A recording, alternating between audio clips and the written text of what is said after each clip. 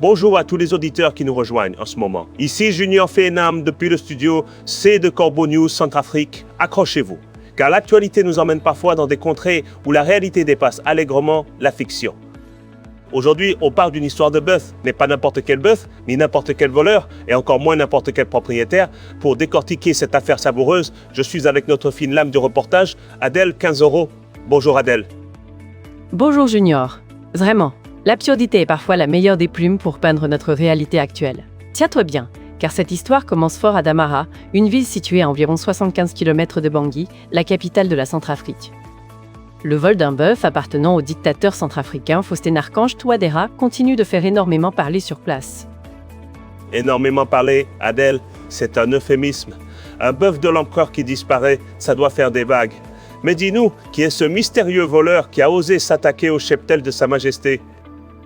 Eh bien, Junior, selon de nombreux témoignages recueillis par notre rédaction sur place, il s'agit d'un jeune homme, un ancien musicien anti-balaka, connu pour ses larcins de bétail. Il a cette fois-ci dérobé un bœuf faisant partie du troupeau de l'empereur centrafricain. Mais figure-toi qu'il ignorait totalement que l'animal appartenait à un ensemble de près de 5000 bœufs, tous propriétés du dictateur Faustin, gardés à Damara par ses parents paternels, des éleveurs Mabororo qui sont venus spécialement du Niger. 5000 bœufs gardés par des éleveurs venus du Niger pour le compte personnel du dictateur Faustin Archange Touadéra. C'est un détail qui interpelle, n'est-ce pas, Adèle? On se demande d'où sort cette fortune bovine. Mais alors, notre jeune homme, il a fait quoi de sa précieuse prise?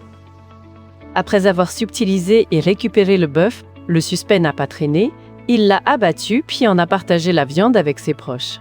Ce qu'il ignorait, et c'est là que l'histoire devient vraiment piquante, c'est que l'animal portait autour du cou une bague GEPA. Une technologie normalement utilisée pour suivre les déplacements de tout le troupeau. Une bague GEPA? Mais pour des bœufs, Adèle, c'est le comble du luxe pour du bétail. Donc notre voleur, il a vu ce gadget high-tech et il a fait quoi? Il a compris la ruse? Pas du tout, Junior. Pensant qu'il s'agissait d'une simple et jolie bague, le braqueur l'a conservée précieusement dans son salon. Et c'est cette erreur de jugement qui lui a coûté sa liberté en ce moment même. Grâce au signal GP, les mercenaires russes, qui sont d'ailleurs chargés de surveiller et de localiser ces troupeaux impériaux, ont rapidement pu géolocaliser la bague et par extension le domicile du suspect. Ils sont intervenus, l'ont appréhendé et l'ont ensuite remis à la gendarmerie locale. Des mercenaires russes traqueurs de bœufs à la rescousse du dictateur Faustin, voilà un scénario digne d'un film. Et après l'arrestation, Adèle, quelle a été la suite de cette étrange affaire? Une plainte a bien sûr été déposée pour le vol du bœuf par le dictateur de Bangui lui-même, Faustin Archange Touadéra. Placé en garde à vue, le suspect aurait alors expliqué avoir agi par pure désespérance, arguant qu'il n'avait plus de quoi nourrir sa famille. Et selon plusieurs personnes ayant eu connaissance de son audition, Junior, ses propos sont lourds de sens. Écoutons un extrait de ce qu'il a déclaré, CRC1. C'est une déclaration tout à fait étonnante, Adèle, qui met en lumière une réalité économique et sociale des plus tendues. Nous mourrons de faim pendant que Touadéra grossit comme un cochon. Ça ne peut plus durer. C'est une accusation directe et poignante. Où en est l'affaire maintenant? Effectivement, Junior. Depuis son arrestation, le suspect est maintenu en détention. Et selon les informations recueillies par la rédaction du CNC, le dictateur Faustin Archange Touadéra réclame désormais le remboursement de la valeur du bœuf.